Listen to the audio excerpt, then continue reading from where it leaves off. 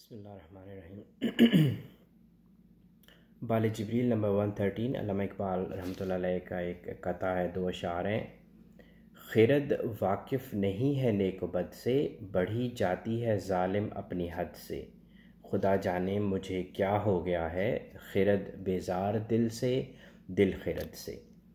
खिरद वाकिफ़ नहीं है नेक बद से। तो इसमें अल्लामा इकबाल ने वही उनका टॉपिक है फेवरेट, खिरद अक्ल और दिल का। तो अक्ल और दिल को हमें समझने की ज़रूरत है। मैंने इस पर काफ़ी कोशिश की हुई है, वीडियोस रिकॉर्ड की हुई हैं। एक और अटैम्प्ट करता हूँ कि हमें ये समझने की ज़रूरत है कि आप मेरी वीडियोस में जाके सुने। मैंने हमेशा यही कहा हुआ है कि आजकल की जो एज है ना, वो अक्ल डोमिनेटेड एज है। खिरद ने कब्ज़ा कर लिया है बेसिकली हर सारे इंसानों पे, हर मुआशरे पे। और खिरद ड्रिवन ये एज है, अक्ल ड्रिवन। तो इसको समझने की ज़रूरत है। इसको समझने के लिए मैं आपको ना एक छोटी सी एक दो मिसालें देता हूँ। लेकिन खिरद को समझने के लिए आप ये जाएं यूट्यूब पे और वहाँ पे लिखें ऑक्टोपस डॉक्यूमेंट्रीज़। ऑक्टोपस आपको पता है कि वो समुद्री मखलूक है जिसके टेंटिकल्स होते हैं। तो उस पर आप जाके देखें यूट्यूब पे, तो आपको काफ़ी डॉक्यूमेंट्रीज़ मिल जाएंगी। The most intelligent animal on earth nature की डॉक्यूमेंट्री है, नेशनल जियोग्राफिक की हैं। तो ऑक्टोपस जो है वो समुद्री मखलूक है, उसके वो टेंटिकल्स होते हैं, लेकिन वो एक बहुत ही ज़हीन क्रिएचर है, अल्लाह ताला की मखलूक है। और उसका जो नर्वस सिस्टम है, हमारा तो जो सेंट्रल नर्वस सिस्टम है ना, एक हम ऊपर होता है सर के अंदर, लेकिन जो ऑक्टोपस का है वो स्प्रेड होता है। तो वो जो उसके टेंटिकल्स होते हैं ना, उसके मेजॉरिटी न्यूरॉन्स जो हैं वो टेंटिकल्स के अंदर होते हैं। और वो जो है वो फिर अपने यानी कि वो अपने उन टेंटिकल्स के थ्रू जब वो किसी सरफेस को अटैच करती है तो उससे सोचती है, उससे नर्वस सिस्टम को यूज़ करती है। तो बहुत ही अजीब उसका बिहेवियर है। तो अक्ल जो है ना, वो बिल्कुल आपने ऐसे ही समझना है कि ऑक्टोपस के तो वो स्प्रेड करती है अपने टेंटिकल्स और फिर जाके उसको महसूस करती है, सोचती है, कैलकुलेशनें करती है, राइट। और बिल्कुल ऐसे ही जो खिरद है, जो अक्ल है, उसके भी टेंटिकल्स होते हैं, ठीक है। और उसके टेंटिकल्स जो हैं वो उनको बेशुमार होते हैं, आप उनको नंबर नहीं कर सकते। और इसके अलावा फार रीचिंग होते हैं। इनकी अक्ल की जो दौड़ है ना, जो रीच है, वो फार रीचिंग है, बहुत दूर दूर तक वो कर सकती है। अब इससे क्या मुराद है? अक्ल का जो मेन काम है ना, अक्ल का वो है हमें बताना, हमारे लिए कैलकुलेशन करना, हमारे लिए कंप्यूटेशन करना, और हमें कुछ करके हमारे सामने एक नंबर ला के रख देना, कि ये रिज़ल्ट है। इसकी मैं मिसाल देता हूँ।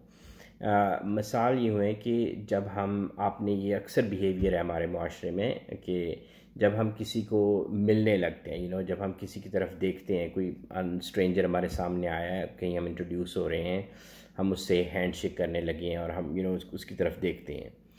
तो उस एक ऐसे मुआशरे में जहाँ पे सिर्फ मफाद और मतलब परस्ती आ गई है, तो उसमें यूँ होता है कि आपकी वो जो नज़र है ना, जो पहला फ्रैक्शन ऑफ सेकंड है, उसमें आपकी खिरद आपके लिए ये सारी, मेरे लिए ये सारी कैलकुलेशनें कर देती है कि भाई इस बंदे से क्या मुझे कोई काम हो सकता है फ्यूचर में, और फ्यूचर में भी, डिस्टेंट फ्यूचर में भी, कि क्या मेरे बच्चों को इससे कोई फ़ायदा हो सकता है, क्या मुझे फ़ायदा हो सकता है, तो आप उस फ्रैक्शन ऑफ सेकंड में आपको पता चल जाता है कि क्या मुझे फ़ायदा हो सकता है। अगर हो सकता है तो फिर आप जिस नज़र से उसको देखेंगे ना, उस बंदे को, वो और नज़र होगी, जिस अंदाज से आप उससे शेक हैंड करेंगे वो और अंदाज होगा। और लेकिन अगर आपको लगता है कि उससे कोई फ़ायदा नहीं है तो फिर एक मुख्तलिफ नज़र से आप उसको देखेंगे। अनफॉर्चुनेटली यही है दस्तूर हमारे मुआशरे का, इसी को मतलब परस्ती कहते हैं।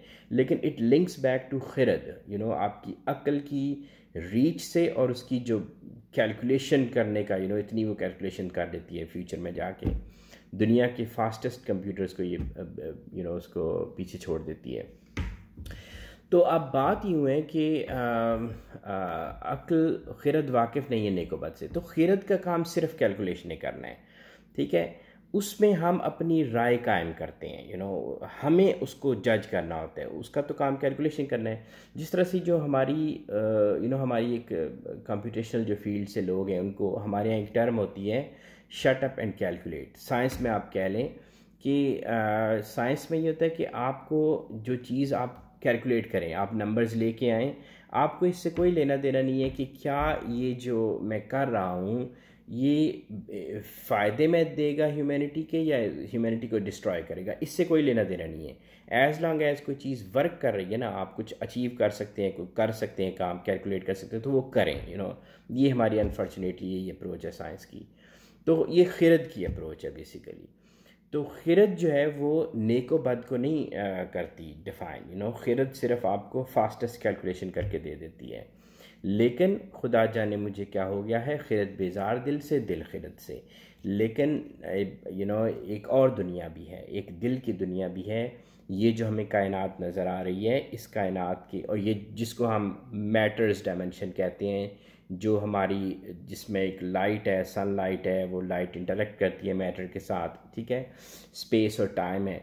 लेकिन इससे आगे की भी एक दुनिया है, ये तो अब हमें सबको ये क्लियर हो चुका है कि इससे आगे की भी एक दुनिया है। बिल्कुल ऐसे ही एक दिल की भी दुनिया है, एक इंटेलेक्ट की दुनिया है तो एक दिल की दुनिया है। तो दिल की दुनिया जो है ना, वो बेसिकली आपको बताती है नेक और बद का, कैलकुलेशनें वहाँ नहीं होती, वहाँ सिर्फ होता है कि ये नेक और ये बद। लेकिन अनफॉर्चुनेट पार्ट ये है कि ये जो आज की करंट एज है ना, मैं फिर वहीं पे आ गया हूँ कि करंट एज जो है ये इंटेलेक्ट ड्रिवन करंट एज है। हर मुआशरा, हर सोसाइटी, हर कोई जो है ना इंटेलेक्ट से उससे सोचता है। तो इसलिए वो नेक और बद को कॉन्सेप्ट हम भूल चुके हैं। लेकिन एक साहिब ईमान होने का, और जब आप जब आप अल्लाह की तरफ आप आना चाहते हैं ना, अगर अल्लाह ताला को समझना चाहते हैं, अल्लाह ताला को तो नहीं समझ सकते लेकिन हम उनको उनकी कायनात के थ्रू, उनकी क्रिएशन के थ्रू हम कुछ उनके बारे में जान सकते हैं कि वो कैसे क्या है। तो उसको समझने के लिए हमें दिल की दुनिया चाहिए। तो दिल जो है वो फिर हमें अक्ल की अप्रोच से नहीं सोचना। तो ये जो टसल है फिर आपके जहन में, इकबाल वही कह रहे हैं कि मेरे जहन में वही टसल चल रही है कि एक दिल है और एक अक्ल है, दुनिया जो है वो अक्ल की तरफ जा रही है। मैं कन्विंस्ड हूँ कि एक दिल की दुनिया है। बस ये टसल फिर आपके जहन में चलती रहती है। लेकिन ये टसल अच्छी है, ये होनी चाहिए। इस टसल का भी हाल इंशाल्लाह अल्लाह ताला निकालेंगे एक दिन, लेकिन ये रहनी चाहिए जहन में, ये कश्मकश, ये अच्छी चीज़ है। ठीक है।